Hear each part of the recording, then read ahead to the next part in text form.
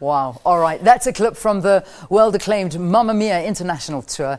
From the 24th of March to the 19th, the Teatro at Montecasino will stage the international phenomena, ranging from 100 and 5,500. You'll be able to experience this musical that to date has been seen by more than 54 million people in 39 productions in 14 different languages and runs for 2 hours and 35 minutes. Why are they killing me with all these numbers this morning? I don't want to talk about the numbers. I want to talk to you. You're just doing a science fair. Did you see what I think so? I'm looking at all these numbers on the audio. They made you into a scientist. All right, the numbers are killing me. I want to talk to the two of you. It is so nice to have you. So let me introduce my guests. Sara Poyzer, who plays Donna. That's right. Lovely. And then, of course, your real-life husband. Yeah. Wow. Who's Richard, and you play Sam Carmichael. I do. We get married every day. You do? Mm. So you okay, remind me now. I know that there's 3 guys, and we just don't know who the father is, and that's the thing. Yeah. So are you the one who actually gets that? We get married at the end. You hook up at the end. The beautiful you that guy. Yeah, the beautiful mystery of Mamma Mia, of course, is you never really discover because you never know who the father is. Well, they work out. Right. They get themselves out of the way and go. You know, we just got to make a go of this all together, which is a pretty decent message. Yeah, really. yeah. You know, I have to tell you. I mean, I've seen Mamma Mia and I have seen it a couple of times. But when I first went to go and see it, I thought, oh, really? ABBA music? Me too. I mean, honestly, I really am not an ABBA fan. And I didn't think I was an ABBA fan. And then I watched Mamma Mia. And now I am proud to admit I am an ABBA fan.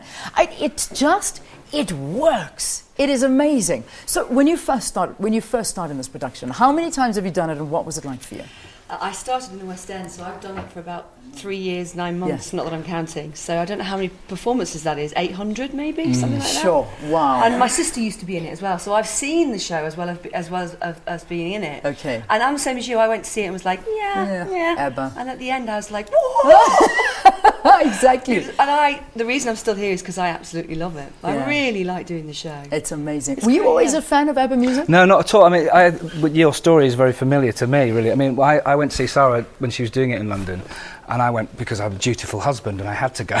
And I thought, okay. But by the end of the first half, I thought, this is such an honest story. It's so simple, and the first half went really quickly. I thought, oh, that was so much fun, and then I was crying and slipping through my fingers, and then I was like, you know, laughing, because I mean, at the end it's a very funny musical comedy, and by the end I was stood up on my feet and I thought, you know, I'm no different to anybody else. It is actually irresistible. It is. Yeah, and then funny enough, I had no intention of doing it, but it ended up that we got to do it together, which is amazing. Which makes it even, it makes it even more relevant. It's wonderful.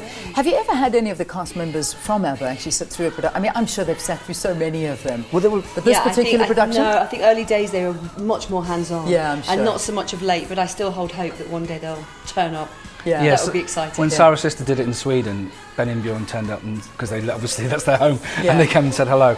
We live in hope, it'd be great. But we kind of live with them all the time. You live with their words and their music and their story. Yeah. Do you change it a lot? I mean, the visuals that we're seeing now, you guys were telling me off air, those are a bit of an older production. Yeah. I mean, it has even evolved even more to where we are now. Yeah, how does it change? I think it just changes because every actress and actor that does it makes it their own. It's my version of Donna, and Meryl Streep did her version of Donna, and other actresses that have played it.